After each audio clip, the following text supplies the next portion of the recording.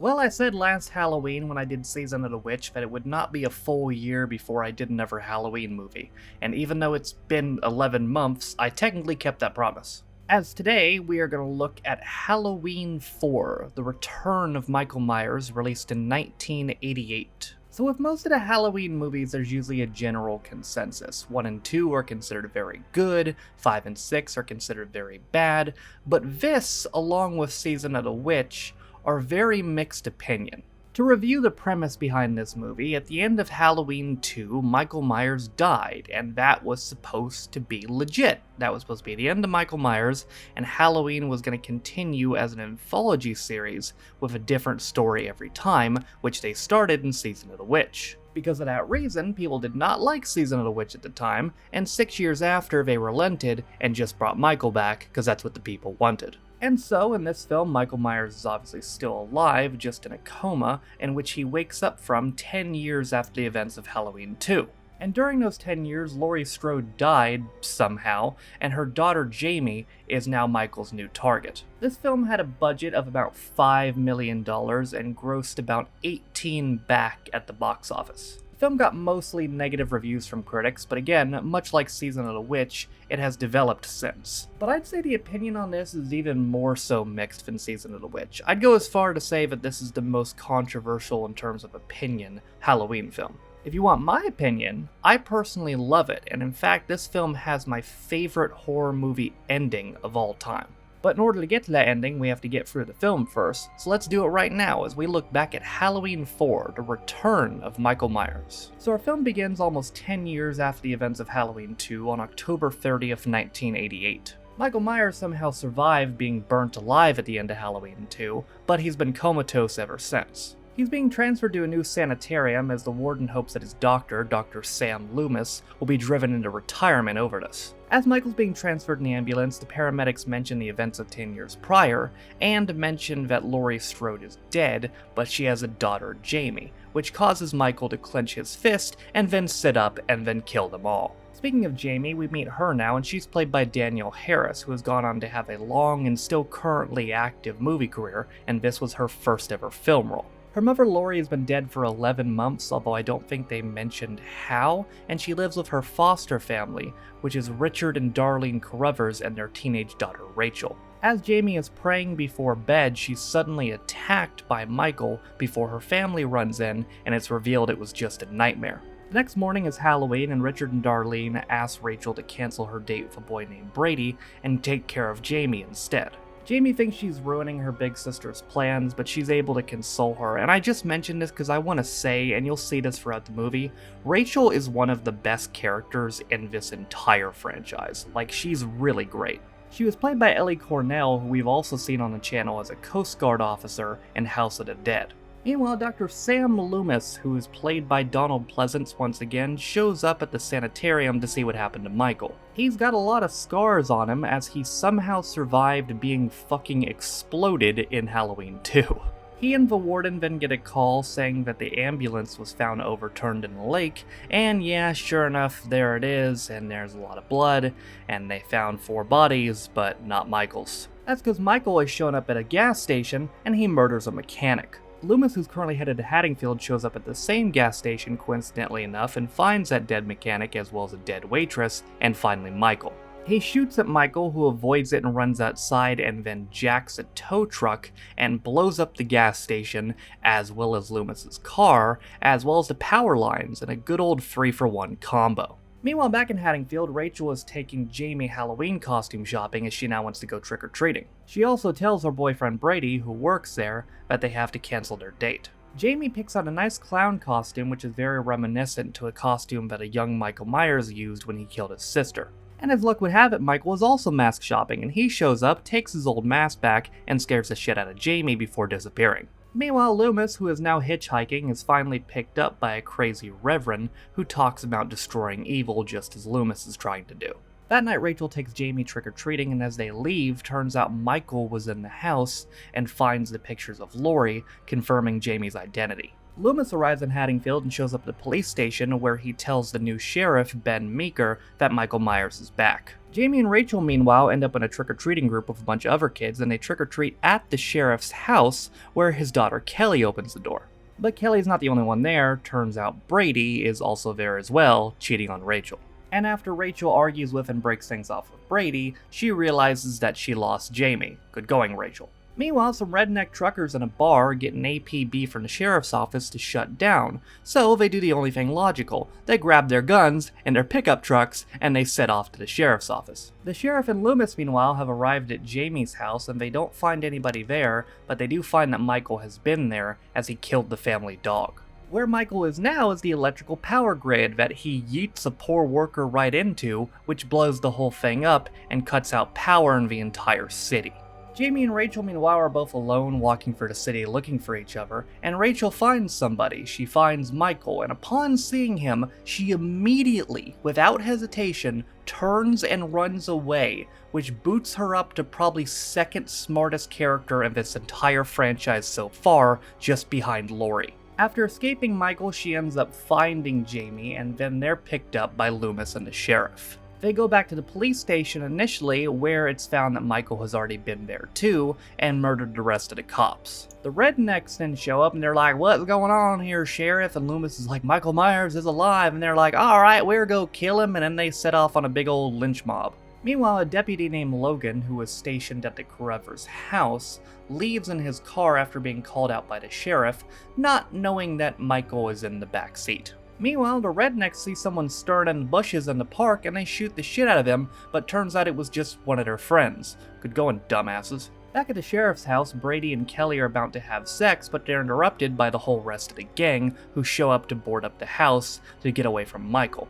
Using a home radio, the sheriff's able to radio the state police, who are now on their way. Loomis then becomes the first to leave the house, as he decides he needs to seek out Michael himself. And then after hearing what the rednecks have done, the sheriff leaves too to get after them, while he leaves Rachel to man the radio. Kelly makes coffee for the deputy meanwhile, who she finds dead, and then finds Michael in his chair with the shotgun. So what's Michael gonna do, shoot her? That's a little out of character. Oh no, he's just gonna impale her through the wall with the shotgun, which is very much in character. Rachel then finds their bodies and groups up with Jamie and Brady before they're confronted by Michael. Michael shoves down Brady and takes away his shotgun, and even though he's given a clear opportunity to run away, he decides to try to fist fight Michael, which, as you can imagine, does not go very well for Brady. Jamie and Rachel then escape onto the roof with Michael in hot pursuit. Rachel then uses some wire to safely lower Jamie off of the roof, while Michael just knocks Rachel's ass right off. Rachel is seemingly dead, but you gotta go, Jamie, because Michael's right behind you. Michael then chases Jamie down the street, but Rachel then stirs, revealing that she's not dead. Jamie ends up finding Loomis meanwhile, and they go to hide in the school. They're not safe in the school for long, however, as they're ambushed by Michael, who is blonde? What? So here's some backstory behind this. By the time that they decided to make Halloween 4, the original Michael Myers mask props from the first two movies had been long thrown away, as they figured that was the end of Michael Myers. So they ordered some new masks, and upon arrival, they looked like that, with pink skin and light-colored hair. The makeup technician, Ken Horn, then painted most of them with dark streaks in the hair and white in the face. However, somehow in this scene, one of the blonde masks ended up making it into production. Apparently somehow nobody noticed it at the time, but it was noticed during editing. To put it bluntly though, by the time they noticed, they were out of time and out of money, so they had to leave it in. Anyway, back to it. Michael throws Loomis through a window and then confronts Jamie, who swan dives down some stairs. He's all set to kill her until Rachel shows up with a fire extinguisher. That works. They meet up with the rednecks outside who want to go after Michael, but instead decide to take them out of town. Only Michael is not in the school. Turns out Michael was hiding under the truck the entire time and quickly kills the three rednecks in the back. He even kills the driver by ripping his face apart, but quick thinking as ever, Rachel takes over and tries to knock Michael off the car. And again, because she's smart, she actually succeeds by slamming on the brakes. She then runs Michael, which is very obviously a dummy, the fuck over, and he goes flying into a ditch. The sheriff and the other members of the state police show up as Jamie is going to hold Michael's hand, and as she turns around to face the sheriff, Michael sits up, so they're like, alright, fuck this. And by the way, any of you ever seen RoboCop? Well, this is about to be like RoboCop, as they just shoot the ever-loving shit out of Michael,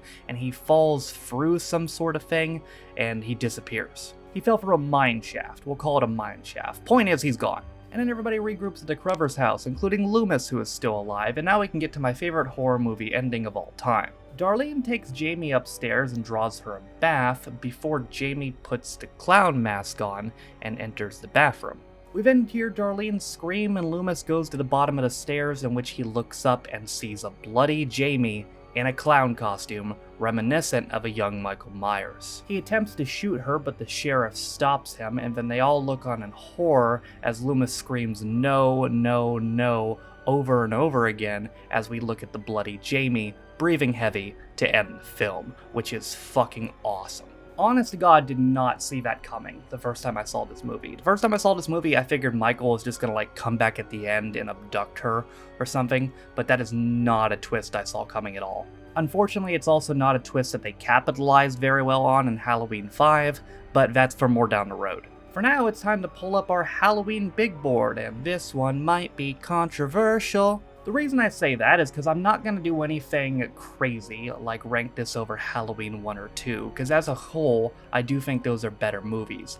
However, because of how much I like this movie in general, because of how much I like Rachel, and because of how much I love the ending, this is easily over Season of the Witch for me. That might be controversial by some standards.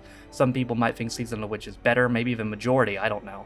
But for me, while I like Season of the Witch, it's no contest. This is very easily better. So here's my new Halloween rankings. Halloween 1, number 1, Halloween 2, number 2, Halloween 4, number 3, and Halloween 3, number 4. Now listen, I know the way bringing Loomis back is silly because logically, he doesn't have Michael Myers' powers. The dude exploded. There's no way he should have been able to come back in this movie. But honestly, I'm gonna forgive it just because Donald Pleasance was so fucking amazing. He just made this movie that much better. He made the ending my favorite horror movie ending of all time. I mean, him screaming no is, along with the music and the shot of Jamie, was the perfect trifecta there. So even though it was silly how they brought him back, I don't even care. This movie wouldn't have been the same without him. So since this movie is very divisive, I want to hear from you. What did you think of Halloween 4? Did you like it like me? Did you think it was silly unlike me? But I think we can both agree, regardless of our opinions, that it's better than Halloween 5, and definitely better than Halloween 6, because Jesus Christ. We're not going to have a good Halloween movie for a couple after this. I'm just going to let you know right now. There's some stinkers coming up. Like, seriously, it just gets weirder from here, and we're going to have a bunch of timeline breaks, multiple timeline breaks, including some remakes, and it's going to be weird going forward. That's all I can say. We're in for a ride. And I'll try to continue that ride quicker than 11 months from now, but for now, that is going to do it for my Halloween look back at Halloween 4, The Return of Michael Myers. In conclusion, would absolutely recommend this movie. It is my favorite movie ending of all time, maybe just total. It's definitely my favorite horror movie ending of all time, but it might be just my favorite movie ending of all time. Pleasance was great. Absolutely loved the character of Rachel's by Ellie Cornell. Again, probably the second most logical character behind Laurie in the entire franchise. Danielle Harris was good for a child actor as Jamie, although they kind of screwed her up in Halloween 5, which you'll see what I mean when we get to that. But that is going to do it for me today. Thank you guys for watching. If you liked the video, be sure to leave it a like. If you want to follow any of my social media links, they're all in the video description down below, as well as the names of all my Patrons. Thank you guys for supporting me and all my channels. With all that being said, though, my name is Taffrey16, Noah Taff. This has been my look back at Halloween 4, The Return of Michael Myers, and I'll see you guys next time. Bye.